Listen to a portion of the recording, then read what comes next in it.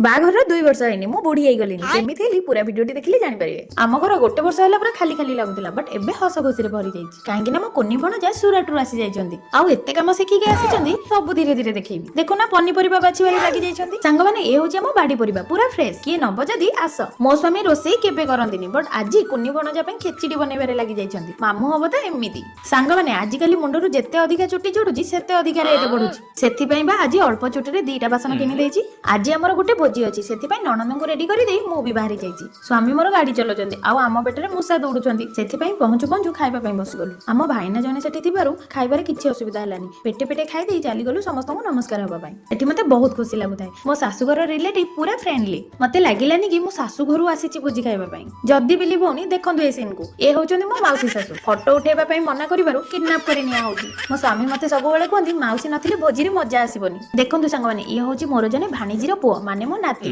आज यार प्रथम जन्मदिन सेथि पई कहितली बाघर 2 वर्ष हैनी मु बुढ़ी हे जाई। बाघर पूर्वरु भोजी रे बहुत मजा मस्ती करे किंतु बाघर परे एमिति मजा मस्ती करिवार सुजोग मिलिबो भाबी नथिली। सतरे आजिर दिनटी बहुत स्पेशल थिला सब मजा मस्ती सारी घर को बाहरी गलु भोजी रे तो पेट भरी जाईची सेथि पई रात्री गोटे छोटिया अंडा पाटी करी आजिर वीडियो समाप्त कली।